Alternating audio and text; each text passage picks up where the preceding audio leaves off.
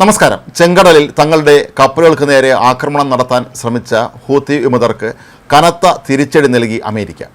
American സൈന്യം കഴിഞ്ഞ ദിവസം ഹൂത്തി ശക്തികേന്ദ്രങ്ങളിൽ ആക്രമണം നടത്തിയിരുന്നു. യമനിലെ അവരുടെ പ്രധാന കേന്ദ്രങ്ങളിലൊക്കെ തന്നെ അമേരിക്കൻ വ്യോമസേന ആഞ്ഞടിക്കുകയായിരുന്നു. ഇതിന് തിരിച്ചടിയായിട്ടാണ് ഹൂത്തി വിമതർ ചെങ്കടലിലുള്ള അമേരിക്കയുടെ കപ്പലുകൾ ആക്രമിച്ചത്. എന്നാൽ ഹൂതികൾ അവകാശപ്പെട്ടിരുന്നത് അമേരിക്കയുടെ ഏറ്റവും പ്രധാനപ്പെട്ട പടക്കപ്പലായ ഹാരി എസ് ട്രൂമാൻ ഉൾപ്പെടെയുള്ള കപ്പലുകൾ തങ്ങൾ ആക്രമിച്ചു എന്നാണ്. എന്നാൽ പിന്നീട് അമേരിക്കൻ സൈനിക വൃത്തങ്ങൾ വെളിപ്പെടുത്തിയത് തങ്ങളുടെ യുദ്ധക്കപ്പലുകളുടെ അടുത്തോട്ട് പോലും ഇവരുടെ ഡ്രോണുകൾ എത്തിയിട്ടില്ല, അല്ലെങ്കിൽ മിസൈലുകൾ എത്തിയിട്ടില്ല എന്നാണ്. ബാലിസ്റ്റിക് മിസൈലുകളും ഡ്രോണുകളുമൊക്കെ ഉപയോഗിച്ചാണ് തങ്ങൾ ആക്രമണം നടത്തിയത് എന്നാണ് ഹൂതി വിമതർ അവകാശപ്പെട്ടിരുന്നത്. എന്നാൽ അമേരിക്ക ഇതൊക്കെ തള്ളിക്കളയുകയായിരുന്നു. കഴിഞ്ഞ ദിവസമാണ് അമേരിക്കൻ പ്രസിഡന്റ് ഡൊണാൾഡ് ട്രംപ് ഹൂതികൾക്കെതിരെ ശക്തമായ നിലപാട് വീണ്ടും എടുക്കാൻ ഉത്തരവിട്ടിരുന്നത്. ഹൂതികളോട് നിങ്ങൾ മിണ്ടാതിരുന്നില്ലെങ്കിൽ നിങ്ങൾക്ക് സർവനാശം സംഭവിക്കാൻ പോകുന്നു എന്ന് പലതവണ ട്രംപ് നേരത്തെ മുന്നറിയിപ്പ് നൽകിയിരുന്നതാണ്. എന്നിട്ട് ഇപ്പോൾ വീണ്ടും ഒരു ഇടവേളയ്ക്ക് ശേഷം ഹൂതി വിമതർ ചെങ്കടലിലൂടെ കടന്നു പോകുന്ന കപ്പലുകളെ ആക്രമിക്കാൻ തുടങ്ങിയ സാഹചര്യത്തിലാണ് അതിശക്തമായ തോതിലുള്ള ആക്രമണം അമേരിക്കൻ വ്യോമസേന നടത്തിയത്. 31 പേർ കൊല്ലപ്പെട്ടു എന്നും 100 കണക്കിന് ആളുകൾക്ക് പരിക്കേറ്റു എന്നുമാണ് ഇപ്പോൾ ലഭിക്കുന്ന വിവരം. യമനിൽ ഏതാണ്ട് സർക്കാരില്ലാത്ത അവസ്ഥയാണുള്ളത്. അതുകൊണ്ട് തന്നെ അവിടെ ഭരണം ഇപ്പോൾ നടത്തിക്കൊണ്ടിരിക്കുന്നത് ഒരു പരിധിവരെ ഹൂതി വിമതർ തന്നെയാണ്.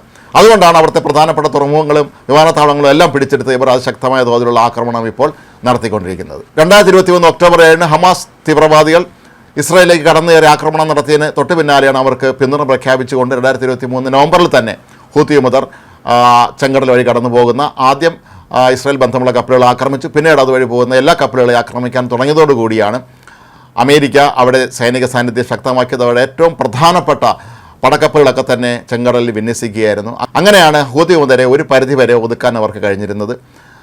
ഇറാനും ഒരു മുന്നറിയിപ്പ് അമേരിക്ക നൽകിയിട്ടുണ്ട്. ഇവരെ ഇനി സഹായിക്കുകയാണെങ്കിൽ കൂടുതൽ സ്ഥിതിഗതികൾ വഷളാകും എന്ന് തന്നെയാണ് അമേരിക്ക താക്കീത് നൽകിയിരിക്കുന്നത്.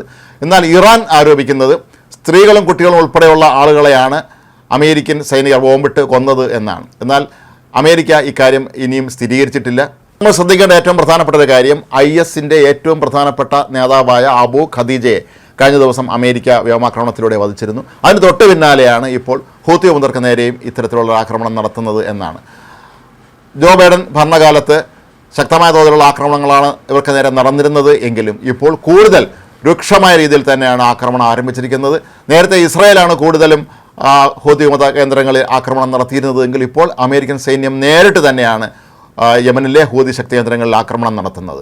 ഏതായാലും ഹൂതികളുടെ അമേരിക്കൻ പടക്കപ്പലുകളെ ആക്രമിക്കാനുള്ള ശ്രമം ദയനീയമായി പരാജയപ്പെട്ടു എന്ന് തന്നെയാണ് നമുക്കിതിൽ നിന്ന് മനസ്സിലാക്കാൻ കഴിയുന്നത്. കഴിഞ്ഞ ദിവസമാണ് അമേരിക്കൻ പ്രസിഡന്റ് ഡൊണാൾഡ് ട്രംപ് ഹൂതികൾക്കെതിരെ ശക്തമായ നിലപാട് വീണ്ടും എടുക്കാൻ ഉത്തരവിട്ടിരുന്നത്. ഹൂതികളോട് നിങ്ങൾ മിണ്ടാതിരുന്നില്ലെങ്കിൽ നിങ്ങൾക്ക് സർവനാശം സംഭവിക്കാൻ പോകുന്നു എന്ന് പലതവണ ട്രംപ് നേരത്തെ മുന്നറിയിപ്പ് നൽകിയിരുന്നതാണ്. എന്നിട്ട് ഇപ്പോൾ വീണ്ടും ഒരു ഇടവേളയ്ക്ക് ശേഷം ഹൂതി വിമതർ ചെങ്കടലിലൂടെ കടന്നു പോകുന്ന കപ്പലുകളെ ആക്രമിക്കാൻ തുടങ്ങിയ സാഹചര്യത്തിലാണ് അതിശക്തമായ തോതിലുള്ള ആക്രമണം അമേരിക്കൻ വ്യോമസേന നടത്തിയത്.